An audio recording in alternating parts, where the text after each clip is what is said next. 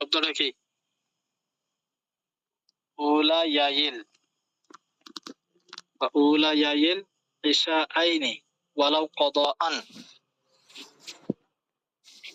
ওয়াল জুমআতি ওয়াল ঈদাইনি ওয়াত তারাবিহি ওয়াল বিত্রি ফি রমাদানা। মানে এখানে বলতেছে কোন কোন নামাজে কেরাত জোরে পড়া ওয়াজিব, কোন কোন নামাজে কেরাত জোরে পড়া ওয়াজিব। একটা হলো জাহরুল ইমাম, ইমামের জন্য জোরে পড়া ওয়াজিব বিকিরাআতিল ফাজর, ফজরের কেরাতে। তো ফজরের কেরাত উচ্চ স্বরে পড়া, ইমামের জন্য ফজরের কেরাত কি করে পড়া? উচ্চ স্বরে পড়া। ওয়া উলাইয়াইল ইশাআইনি, এবং উভয় এশার, দুই এশার প্রথম দুই রাকাতে। দুই এশা বলতে কোন কোন নামাজ? এশার, আসর, না এশার নামাজ আর মাগরিবের নামাজ আর কি। জি, এশা আর মাগরিব দুইটাকে একত্রে বলা হয় এশা আইন। এশা এবং মাগরিবকে দুই নামাজকে একত্রে কি বলা হয়? এশা আইন। এশা আইন। জি,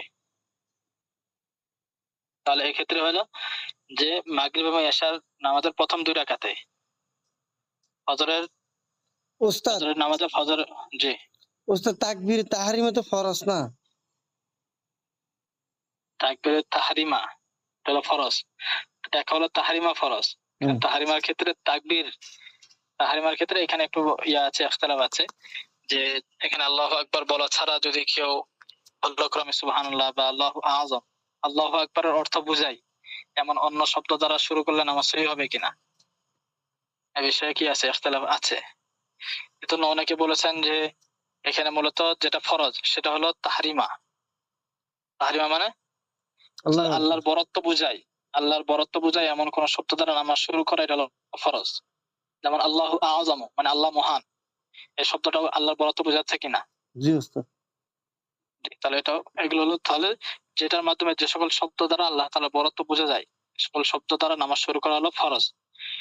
কিন্তু আল্লাহু আকবার বলা এটা হলো ওয়াজিব। ঠিক আছে? জি উস্তাদ। যেমন কেরাতের মতো বিষয়টা, কেরাত পড়া, মুতলাক কেরাত পড়া হলো ফরজ, কিন্তু সূরা ফাতিহা পড়া ওয়াজিব। এই ইখতিলাফের কারণ আছে, যেহেতু আয়াতে আল্লাহ তাআলা বলেন ওয়ারাব্বাকা ফাকাব্বির, ওয়ারাব্বাকা ফাকাব্বির, তোমার রবের বরত্ব বর্ণনা করো। তাহলে এখানে আয়াতের মধ্যে বলা হচ্ছে যে আল্লাহ তাআলার বরত্ব বর্ণনা করা, এখানে তাকবীরের কথাটা সরাসরি উল্লেখ নাই, আল্লাহু আকবার বলা। তো যেহেতু আল্লাহ তাআলার অন্যান্য শব্দের মাধ্যমে আল্লাহ তাআলা বরত্ব বর্ণনা করে দেয়, সুতরাং অন্য যে কোনো শব্দ বললে নামাজ হয়ে যাবে। কিন্তু আবার অনেকে দলিল দেয় না, এখানে ওয়ারাব্বাকা ফাকাব্বির, কাব্বির মানে এখানে তাকবীর থেকে তো কাব্বির শব্দটা, আর তাকবীর বলা হয় আল্লাহু আকবারকে, সুতরাং আল্লাহু আকবার বলা ওয়াজিব। জি বলেন। এটাই বলতেছে, এটা হচ্ছে কাব্বির, তো মনে হয় তাকবীর থেকে আসছে। জি, তাকবীর এটা কাব্বির, এটা তাকবীর থেকে আসছে, এই জন্য অনেকে বলছে তাকবীর বলা হয় আল্লাহু আকবার কে। আর অন্যরা অনেকে আবার এটা ইস্তেদলাল করেন ভাবে যে কাব্বির শব্দের অর্থ কি, তাকবীর শব্দের অর্থ কি? তাকবীর শব্দের শাব্দিক অর্থ হলো বরত্ব বর্ণনা করা। ঠিক আছে? বরত্ব বর্ণনা, রবের বরত্ব বর্ণনা করে। এখন রবের বরত্ব বর্ণনা আমি আল্লাহু আকবার মাধ্যমে করতে পারি, আল্লাহু আযম এর মাধ্যমে করতে পারি, আল্লাহু আ'লা এর শব্দের মাধ্যমে করতে পারি, যে কোনো শব্দের মাধ্যমে তো করতে পারি। এজন্য ওনারা ওটা নিয়েছেন। তবে এখানে যাই হোক, আমলের ক্ষেত্রে তো কোনো পার্থক্য নাই। আমলের ক্ষেত্রে যারা বলছেন ওয়াজিব, তারা তো আল্লাহু আকবারই বলতে হবে। ইচ্ছাকৃতভাবে এটা ছেড়ে দিলে, অন্য শব্দ বললে তো নামাজই হবে না, নামাজ পুনরায় পড়া ওয়াজিব। শুধু এখানে এতেকাদি পার্থক্য। ওস্তাদ মুতলাক কেরাত বুঝি নাই। ও আচ্ছা, মুতলাক কেরাত এটা আমার বলেছিলাম। মুতলাক কেরাত মানে হলো যে মুতলাক, এটা হলো একটা পরিভাষা আর কি।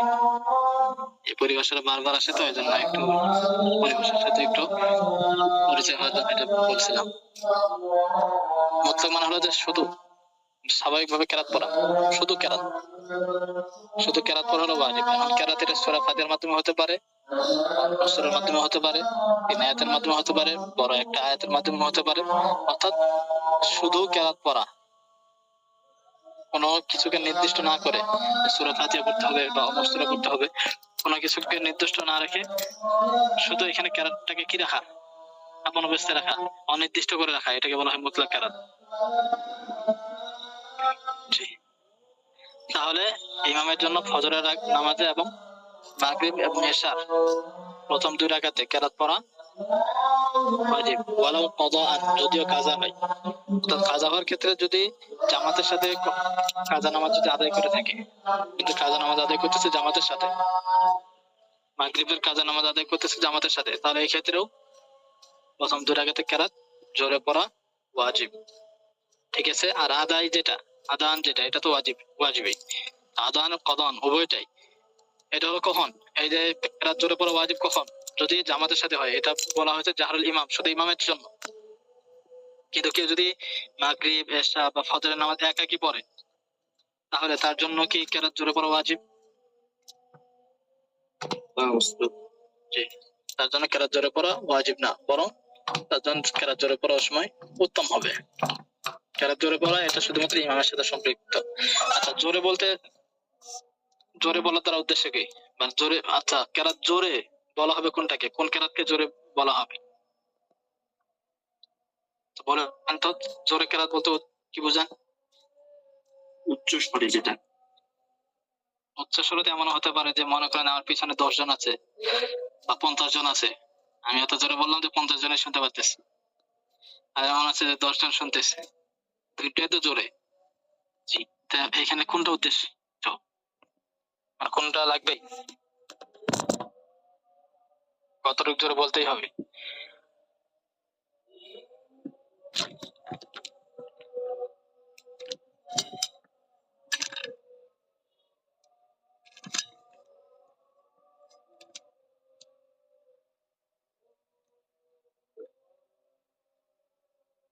জি, ওস্তাদ ঠিক জানি না এটা। আচ্ছা দেখেন, এই যে দেখেন জাহরুল ইমাম পাইছেন? জি ওস্তাদ। সবাই পাইছেন কিনা? এই যে এটা কি কালারে আসলে,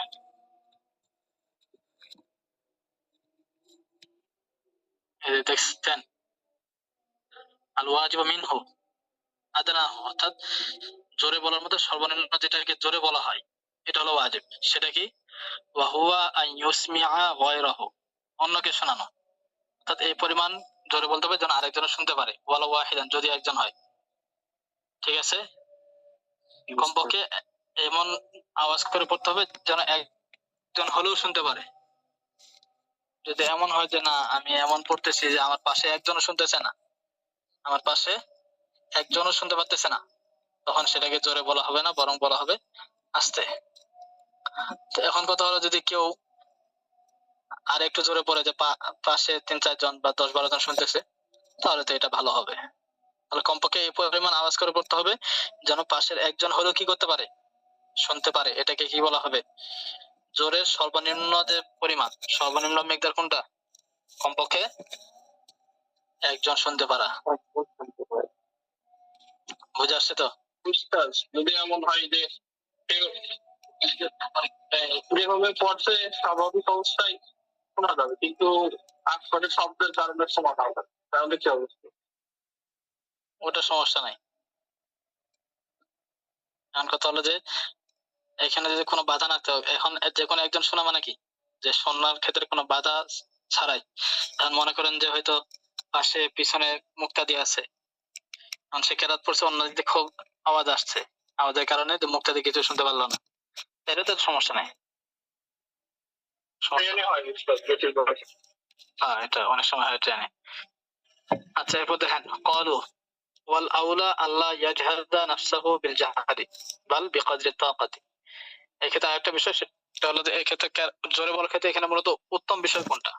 উত্তম হলো যে মানে এত জোরে না বলা যে নিজের কি হচ্ছে, কষ্ট হচ্ছে, ইমাম সাহেবের অনেক কষ্ট হচ্ছে, এমন জোরে না বলা, বরং তার যে পরিমাণ শক্তি আছে, সামর্থ্য আছে, শক্তি অনুযায়ী বলা। এটা কারণ যে পুরো জামাত কয়েকজন শুনলে তো যথেষ্ট, কয়েকজনকে শোনানোই যথেষ্ট। তবে এক্ষেত্রে অনেকে বলেছেন আবার মুস্তাহাব হলো আইয়া জাহারা বিহাসবিল জামাত অনুযায়ী কি করা, জোরে বলা। যদি দেখা যায় যে জামাতের মধ্যে লোক অল্প, তাহলে বেশি জোরে না বলা। এখন দেখা যাচ্ছে যে অনেক সময় জামাতে মনে হয় 10 জন লোক, কিন্তু মনে হয় এত জোরে বলতেছে পুরো মসজিদ কাঁপতেছে। ঠিক আছে, এমনটা না করা। কারণ এটা করলে এখানে দেখেন নিচে বলছে যে জামাতের যে প্রয়োজন, জামাতের প্রয়োজনের থেকে যদি বেশি আওয়াজ করে, মনে করেন যে মিডিয়াম রাখলে জামাতের সবাই শুনতে পারে, মুসল্লি কম এমন অবস্থায়, কিন্তু এখন সে এর থেকে বেশি জোরে পড়তেছে, পুরো মসজিদ মনে করেন কাঁপতেছে, মসজিদ কষ্ট হচ্ছে মুসল্লিদেরও, তখন কিন্তু ফাকাদ আসা সে গুনাহগার হবে। আমালাও জাহারাল মুসাল্লি বিল আজকার, যেমন মুসল্লি মানে জিকির, জোরে জোরে জিকির করা, জোরে জোরে জিকির করা, মনে করেন যেখানে অন্যের কষ্ট হয় এগুলো আর কি। তাহলে বুঝে আসছে তো নাকি?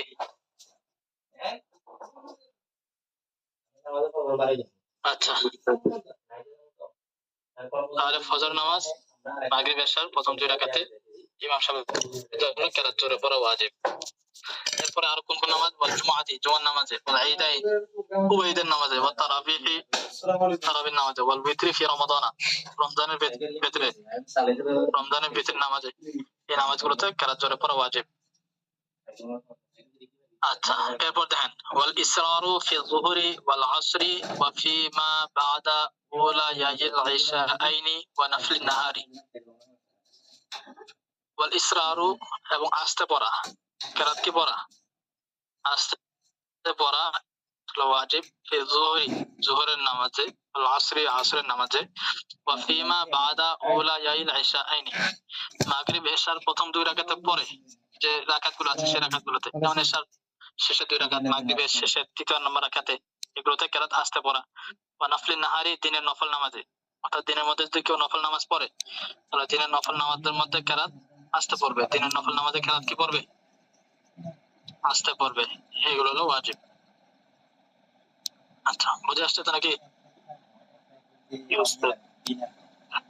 আল্লাহু আকবার। এরপর দেখেন ওয়াল মুনফারিদু মুখায়্যারুন ফিমা ইয়াজহারু কামুতানাফফিলিন বিল লাইলি। ওয়াল মুনফারিদু মুখায়্যারুন, যে মুনফারিদ মানে হলো যে একাকী নামাজ আদায় করে। মুনফারিদ কাকে বলা হয়? একাকী নামাজ আদায়কারী। একাকী নামাজ আদায়কারী মুখায়্যারুন, তাকে স্বাধীনতা দেওয়া হয়েছে, ইচ্ছাধীন দেওয়া হয়েছে তার, ফিমা ইয়াজহারু, যে নামাজগুলোতে কেরাত জোরে পড়তে হয়, ওই সকল নামাজে যেখানে কেরাত জোরে পড়ে। আর যে সকল নামাজে কেরাত জোরে পড়ার বিধান, অর্থাৎ ইমাম সাহেবের জন্য কেরাত জোরে পড়া ওয়াজিব, এই সকল নামাজ যদি কোনো ব্যক্তি একাকী আদায় করে তাহলে তার ক্ষেত্রে ইচ্ছাধীন, চাইলে সে জোরেও পড়তে পারে, আবার চাইলে সে আস্তেও পড়তে পারে। তবে এক্ষেত্রে উত্তম হলো কি করা? জোরে পড়ে, একটু আওয়াজ করে পড়া। কেন? কারণ যেন জামাতের মতো যেন তার নামাজটা আদায় হয়ে যায়, এই জন্য একটু জোরে পড়া উত্তম। যেমন মনে করেন যে কোনো ব্যক্তি যদি রাতের বেলা নফল নামাজ আদায় করে, এক ধরে দিনের বেলা নফল নামাজ আদায় করলে তাকে আস্তে কেরাত পড়তে হবে, কিন্তু কেউ যদি রাতের বেলায় নফল নামাজ আদায় করে, রাতের নফল নামাজ আদায়কারী ব্যক্তি তার ইচ্ছাধীন আছে, চাইলে সে জোরেও কেরাত পড়তে পারে, চাইলে আস্তেও পড়তে পারে।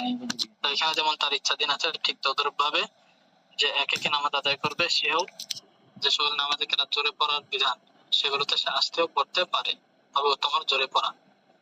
এগুলো হলো শুধু কোন নামাজে তাকে ইচ্ছাধীন দেওয়া হয়েছে, তার ইচ্ছার উপর ছেড়ে দেওয়া হয়েছে, যেগুলোতে শুধু কেরাত জোরে পড়তে হয় ইমাম সাহেবের জন্য।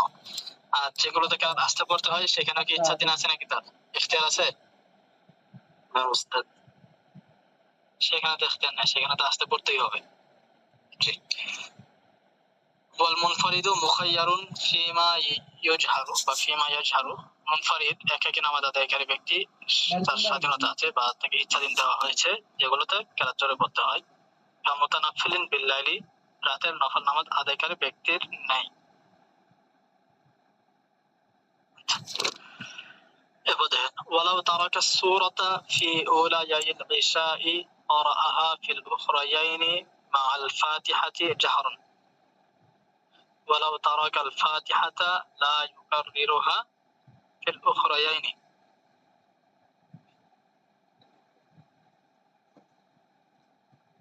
আল্লাহু আকবার।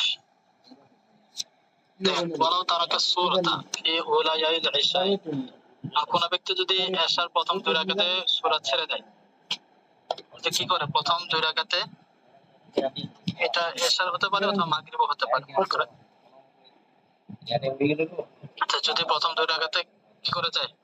সূরাকে ছেড়ে দেয়, ক্বারাআহা ফিল উখরায়াইনি, তাহলে সে শেষের 2 রাকাতের মধ্যে সেই সূরা পড়বে আল ফাতিহাতি সূরা ফাতিহার সাথে জাহারন জোরে। তাহলে প্রথম দুই রাকাতে কেরাত ছেড়ে দিলে শেষের দুই রাকাতে কি করতে হবে? কেউ একজন কথা বলতেছে।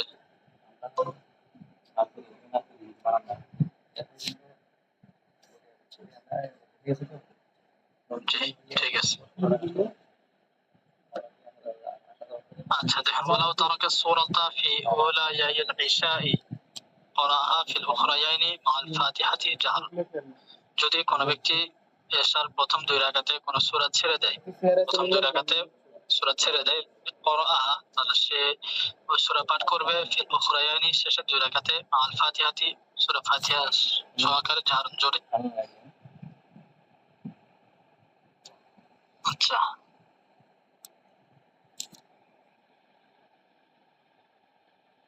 মনে করেন যে প্রথম দুই রাকাতের মধ্যে শুধু সূরা ফাতিহা পড়ছে, কিন্তু অন্য কোনো সূরা পড়েনি, বা মনে করেন যে সূরা ফাতিহা পড়েনি, কোনো কিছু পড়েনি, তো ভুলে হতে পারে। তো এখন সে ব্যক্তির জন্য করণীয় কি? তো যদি এশার নামাজের বা মাগরিবের নামাজের ক্ষেত্রে হতে পারে, অর্থাৎ যেগুলো নামাজে কেরাত জোরে পড়াবো, ফরজ নামাজের কথাই, ফরজ নামাজের প্রথম দুই রাকাতে যদি কেরাত সূরা পড়তে ভুলে যায় বা সূরা ছেড়ে দেয়, তাহলে সে শেষের দুই রাকাতের মধ্যে বা মাগরিবের হলে শেষের রাকাতের মধ্যে কেরাত পড়তে হবে, সূরাটা পড়তে হবে সূরা ফাতিহার সাথে। এখন যদি ইমাম সাহেব হয়ে থাকে আর এটা এশার নামাজ বা মাগরিবের নামাজ হয়ে থাকে, তাহলে তো কেরাত জোরে পড়তে হবে। আর যদি যোহর অথবা আসরের নামাজ হয়ে থাকে, তাহলে ইমাম সাহেব কেরাত আস্তে পড়বে। কিন্তু আবার শেষে এই যে একটু তারতিবের মধ্যে কি হইলো, কম বেশি হইলো, তারতিবের মধ্যে ভিন্নতা হওয়ার কারণে, তারতিব ঠিক না থাকার কারণে শেষে সেজদায় সাহু দিতে হবে। বুঝতে পারলাম? জি, আল্লাহু আকবার।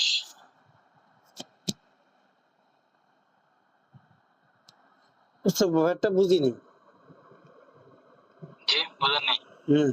মনে করেন যে এশার প্রথম দুই রাকাতে ইমাম সাহেব সূরা ফাতিহা পড়ছে, কিন্তু অন্য সূরা পড়েনি, ঠিক আছে, সূরা মিলায়নি আর কি, রুকুতে চলে গেছে পরক্রমে। এখন এক্ষেত্রে করবে কি? এক্ষেত্রে শেষের দুই রাকাতের মধ্যে সূরা ফাতিহা সহকারে পড়তে হবে। এখন এটা না যে যেমন কথা হলো যে প্রথম দুই রাকাতে সূরা ফাতিহা পড়ছে, ঠিক আছে না? এখন কেউ বলতে পারে যে শেষের দুই রাকাতের মধ্যে তো সূরা ফাতিহা ইমাম সাহেব বলে তো আস্তে পড়তে হয়, ইমাম সাহেব বলে তো আস্তে পড়তে হয়, সেখানে তো জোরে না, আবার সেখানে সূরা ফাতিহা পড়াও তো ওয়াজিব না। তাহলে এই ক্ষেত্রে সে তো প্রথম দুই রাকাতের মধ্যে সূরা ফাতিহা পড়ছে, অন্য সূরা তো সে পড়েনি, কেরাত মিলায়নি। ওই কেরাত মিলায়নি, তাহলে এখন শেষের দুই রাকাতের মধ্যে শুধু অন্য সূরা পড়লে হবে কিনা? বুঝে আসছে বিষয়টা? তাহলে এই ক্ষেত্রে হলো যে না, শুধু শুধু অন্য সূরা পড়লে হবে না, বরং সূরা ফাতিহা সহকারে মিলাইতে হবে, সূরা ফাতিহাও পড়তে হবে শেষের দুই রাকাতের মধ্যে, জোরে পড়তে হবে। সূরা ফাতিহা এবং অন্য সূরা মিলাইতে হবে। কেন? কারণ এই যে সূরা ফাতিহার সাথে অন্য সূরা, যেটা অন্য সূরা পড়ার যে বিধান, সেটা হলো সূরা ফাতিহার সাথে। সূরা ফাতিহা শেষ করে সূরা ফাতিহার সাথে কি করবে? অন্য সূরা মিলাবে, ঠিক আছে? এটা হলো সূরা ফাতিহার সাথে সম্পৃক্ত। তো যেহেতু সূরা ফাতিহার সাথে সম্পৃক্ত, এজন্য যখনই ওই কেরাত পড়বে, অন্য সূরা পড়বে, অন্য সূরার আগে অবশ্যই সূরা ফাতিহা পড়তে হবে। তো এখন যদি কেউ এশার প্রথম দুই রাকাতে সূরা ফাতিহা পড়েছে কিন্তু অন্য সূরা পড়েনি, এটা যদি ভুল হয়ে থাকে, তাহলে তো তাকে শেষে তো অন্য সূরা থেকে মিলাইতে হবে, কারণ অন্য সূরা মিলানো তো ওয়াজিব ছিল। অন্য সূরা মিলানো কার সাথে মিলানো ওয়াজিব? সূরা ফাতিহার সাথে না? জি ওস্তাদ। আর সূরা ফাতিহার সাথে মিলানো যেহেতু ওয়াজিব, সুতরাং শেষের দুই রাকাতের মধ্যে সূরা ফাতিহা পড়তে হবে, অন্য সূরাও পড়তে হবে। আবার যদি জোরে, যে সকল এমন নামাজ যদি হয়ে থাকে যেখানে ইমাম সাহেবের জন্য কেরাত জোরে পড়তে হয়, সেখানে কেরাত জোরে পড়তে হবে। বুঝতে পারলাম? জি ওস্তাদ, বুঝছি।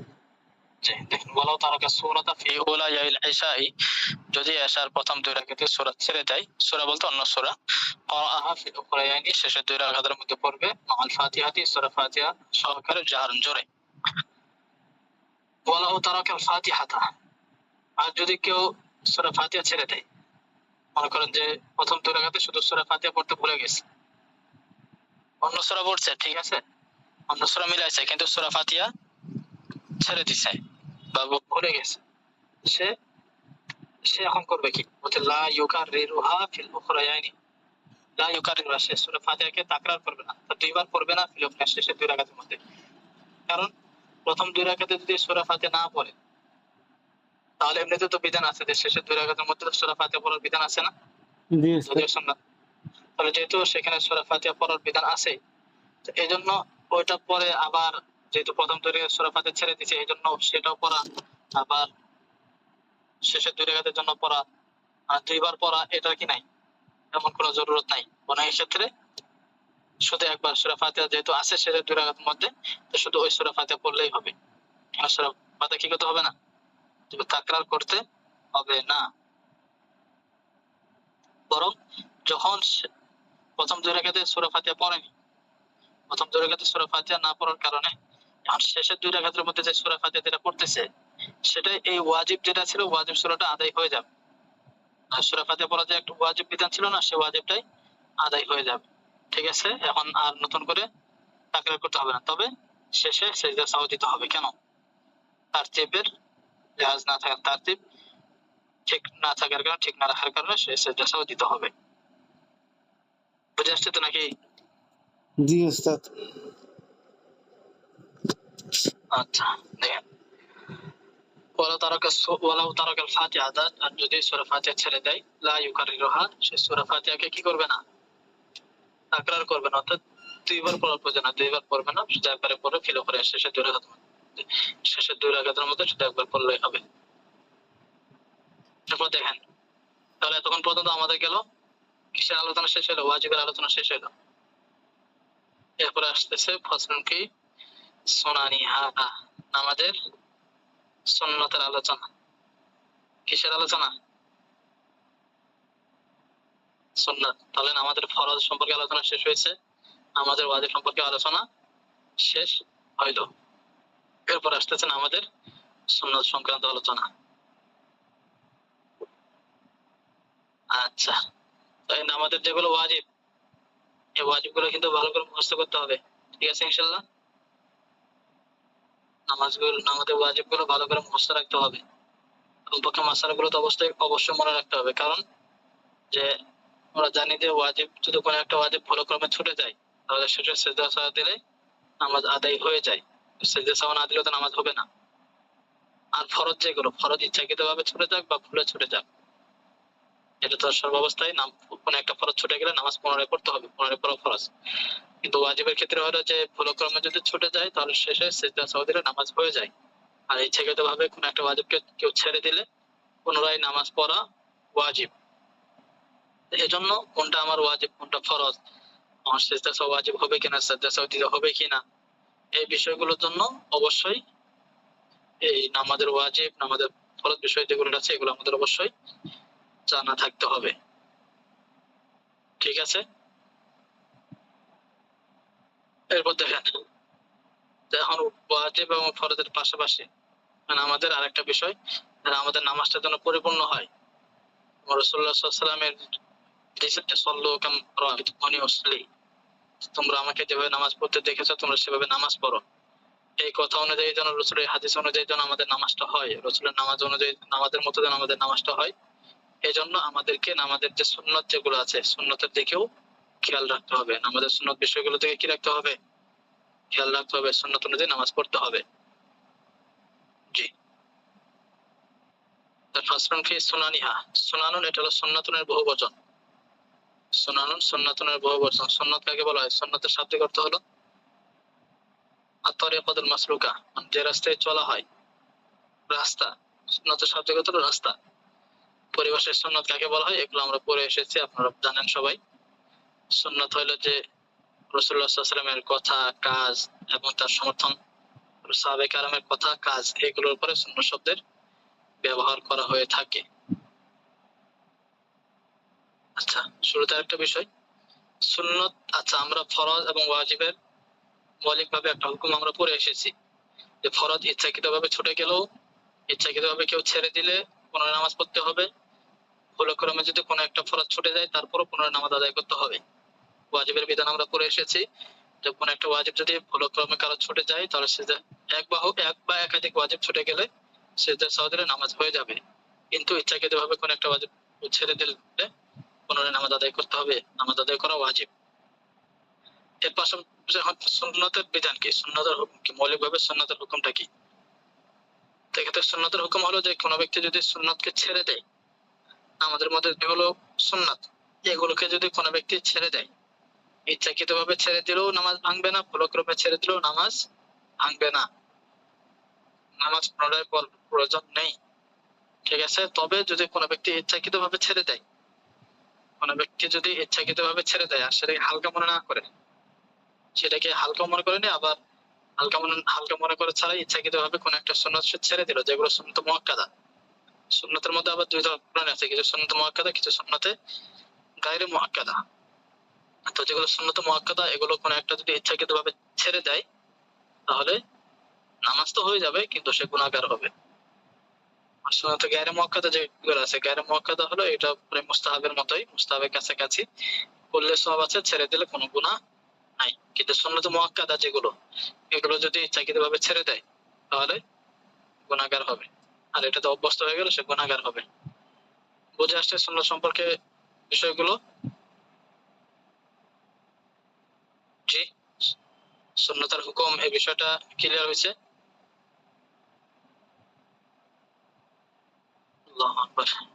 জি, ক্লিয়ার হলে বলবেন। সুন্নত, ফরজ, ওয়াজিব এই হুকুমের মাঝে সব রকম ক্লিয়ার কিনা, একটা যেন আরেকটার সাথে প্যাচ না লেগে যায়।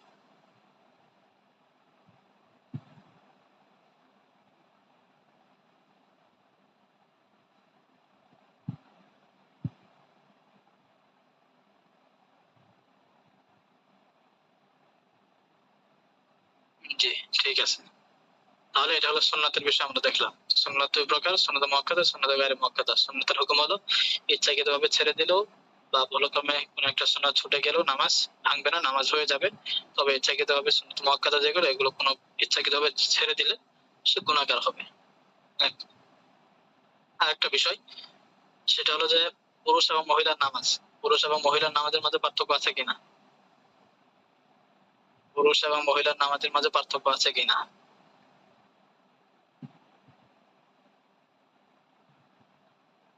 পুরুষ এবং মহিলার নামাজের মধ্যে অবশ্য পার্থক্য আছে। ঠিক আছে, পুরুষ এবং মহিলার নামাজের মাঝে পার্থক্য অবশ্যই আছে, এটা হাদিস দ্বারা প্রমাণিত।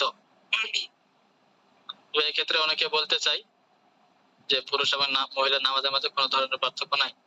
তারা ওই যে একটা হাদিস বললাম, সল্লু কামা রাআইতুমুনি উসাল্লি, তোমরা আমাকে যেভাবে নামাজ পড়তে দেখেছো সেভাবে নামাজ পড়ো, এই হাদিসটাকে সামনে নিয়ে এসে তারা দলিল দেওয়ার চেষ্টা করে থাকেন।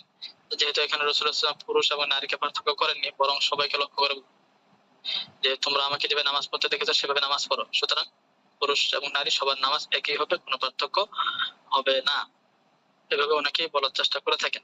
কিন্তু এভাবে ইস্তেদলাল করা, এভাবে দলিল দেওয়াটা সঠিক নয়। কারণ এই যে হাদিসটা যে তোমরা আমাকে যেভাবে নামাজ পড়তে দেখেছো সেভাবে নামাজ পড়ো, এই হাদিসটার প্রেক্ষাপটটা আগে তো দেখতে হবে। এই হাদিসের প্রেক্ষাপট কি? এখানে মূলত দুইজন সাহাবী রাসূলুল্লাহ সাল্লাল্লাহু আলাইহি ওয়াসাল্লামের কাছে এসেছিলেন নামাজ শেখার জন্য। তো রাসূলুল্লাহ সাল্লাল্লাহু আলাইহি ওয়াসাল্লাম তাদেরকে প্র্যাকটিক্যালি নামাজ শিখিয়েছিলেন। তো প্র্যাকটিক্যালি নামাজ শেখানোর পরে রাসূলুল্লাহ সাল্লাল্লাহু আলাইহি ওয়াসাল্লাম ওই দুইজন সাহাবীকে লক্ষ্য করে বলেছিলেন যে এই তোমরা যেভাবে আমাকে নামাজ পড়তে দেখেছো সেভাবে তোমরা নামাজ আদায় করো। তো এইটা মূলত ছিল ওই পুরুষ সাহাবীদেরকে রাসূলুল্লাহ সাল্লাল্লাহু আলাইহি ওয়াসাল্লাম লক্ষ্য করে বলেছিলেন। তো এইখানে তো মহিলাদেরকে রাসূলুল্লাহ সাল্লাল্লাহু আলাইহি ওয়াসাল্লাম বলেননি, শুধু পুরুষদেরকে বলেছিলেন। সুতরাং এখানে মহিলারা অন্তর্ভুক্ত হওয়ার কোনো সুযোগ নেই। দ্বিতীয়ত আরেকটা বিষয় হলো যে অন্যান্য হাদিসের মধ্যে স্পষ্ট করে বলা আছে যে পুরুষ এবং নারীর নামাজের মধ্যে যে পার্থক্যের বিষয়গুলো হাদিসের কিতাবের মধ্যে স্পষ্ট করে উল্লেখ আছে। তো যে বিষয়গুলো স্পষ্ট করে উল্লেখ আছে সেটা গ্রহণ না করে যেখানে স্পষ্ট নাই সেটা কেন গ্রহণ করতে যাব, যেহেতু অন্যান্য জায়গার মধ্যে স্পষ্ট করে আছে। এমনকি বুখারীতেও একটা বিষয় আছে, অনেকে বলে যে না, নারী পুরুষের নামাজের মধ্যে পার্থক্যের কোনো হাদিস নেই, অথচ স্বয়ং বুখারীতে একটা হাদিস আছে, মানে একটা পার্থক্যের কথা স্বয়ং বুখারীতেই আছে, পুরুষ এবং নারী নামাজের মধ্যে পার্থক্যের বিষয়। এতগুলো বিষয় স্পষ্ট হওয়ার পর এখন বুখারী ছাড়া অন্যান্য হাদিসের কিতাবের মধ্যেও পুরুষ এবং নারী নামাজের মধ্যে পার্থক্যের বিষয়গুলো আছে, আলোচনাগুলো আসছে, যেহেতু আসছে সুতরাং সেগুলোকে তো হাইড করা যাবে না, সেগুলোকে তো ছেড়ে দেওয়া যাবে না, সেগুলোকে আমলে নিয়ে এসে ওকায়া আহনাফ এমনকি অন্যান্য মাযহাবের ইমামরা ওনারা সিদ্ধান্ত দিয়েছেন যে পুরুষ এবং নারীর নামাজের মাঝে পার্থক্য আছে। জি, বুখারীতে যে বিষয়টা আছে সেটা হলো যে যে নামাজের সামনে দিয়ে যদি কোনো ব্যক্তি চলে যায়, নামাজের সামনে দিয়ে যখন কোনো ব্যক্তি চলে যাবে তখন তাকে বাধা দিবে কিভাবে? নামাজি ব্যক্তি তাকে বাধা দিবে কিভাবে? তো এক্ষেত্রে বাধা দেওয়ার পদ্ধতির মধ্যে পুরুষ এবং নারীর মাঝে পার্থক্য আছে।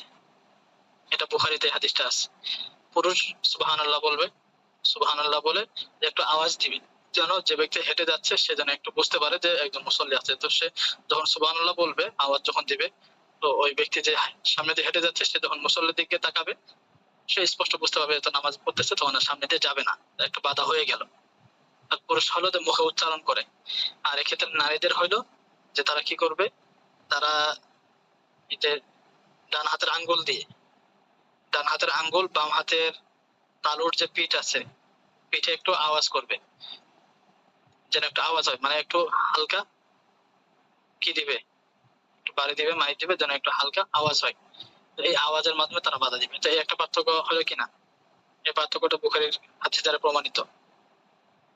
তাহলে বুখারীতে হচ্ছে লোকমান ক্ষেত্রে না যে না, লোকমার ক্ষেত্রে তো আছেই। লোকমান ছাড়াও মনে করেন যে যদি মুসল্লির সামনে দিয়ে কেউ হেঁটে যায়, এই ক্ষেত্রেও এটা, তো এটা হলো বুখারীতে। লোকমান ক্ষেত্রে এটা তো অন্যান্য জায়গায় আছে। তাহলে এই যে যারা বলে যে পুরুষ এবং নারী নামাজের মধ্যে কোনো পার্থক্য নাই, বা বুখারীতে বলে নাই, এ কথা কি সঠিক? অর্থাৎ দেখি যে বুখারীতেও আছে। এখন বুখারীতেও আছে একটা বিষয়, এমন না যে বুখারীতে সব সহিহ হাদিসগুলো আসছে, বুখারীর বাইরে আর কোনো সহিহ হাদিস নাই। বিষয় কেমন, বুখারীর বাইরে তো আরো হাজার হাজার সহিহ হাদিস আছে। এখন বুখারী ছাড়া অন্যান্য কিতাবের মধ্যে অন্যান্য বিষয়গুলো আছে যে পুরুষ এবং মহিলা নামাজের মধ্যে যে পার্থক্য, সেই পার্থক্যের বিষয়গুলো আছে। তো সুতরাং পুরুষ এবং মহিলা নামাজ এক, এটা ভাবার কোনো সুযোগ নাই। অবশ্যই পুরুষ এবং নারীর নামাজের মধ্যে কি আছে, পার্থক্য আছে। বুঝতে পারলাম? জি, বুঝে আসছে তো? জি, বিষয়গুলো বুঝছেন কিনা?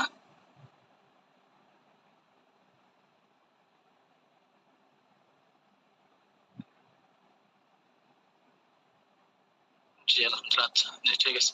এগুলো মূলত শুরুতে বললাম যে এক্ষেত্রে অনেকেই কথা বলে, অনেকে বিভিন্ন ধরনের কথা বলে, এই জন্য শুধু এই বিষয়গুলো ক্লিয়ার করার জন্য শুরুতে বিষয়গুলো বললাম। এরপরে কিতাবে যে সুন্নত যেগুলো আছে সেগুলো আমরা ধীরে ধীরে পড়বো। ঠিক আছে ইনশাআল্লাহ। তবে এই বিষয়গুলো থেকে একটু শুধু খেয়াল রাখবেন যেন এখানে কোনো সমস্যা, কেউ যেন সমস্যা করতে না পারে। তো এখানে পুরুষ এবং নারীর যেগুলোতে একটু পার্থক্য আছে, যে যে জায়গায়, সেগুলো আমরা স্পষ্ট করে সেখানে দেখবো ইনশাআল্লাহ। হিয়া ইহদা ওয়া খামসুনা, আমাদের সুন্নত কয়টি? ইহদা ওয়া খামসুন এর অর্থ কি? জি,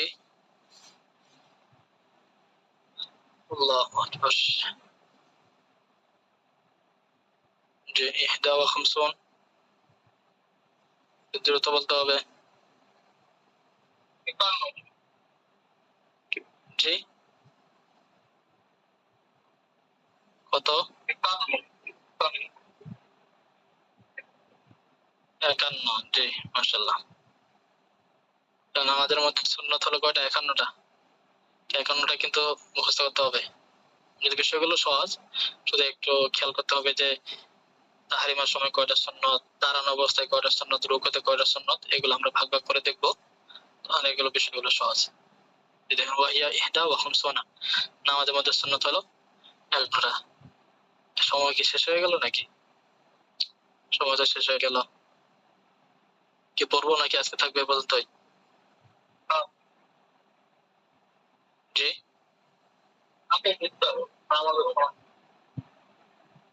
আমাদের সময় হয়ে যাচ্ছে।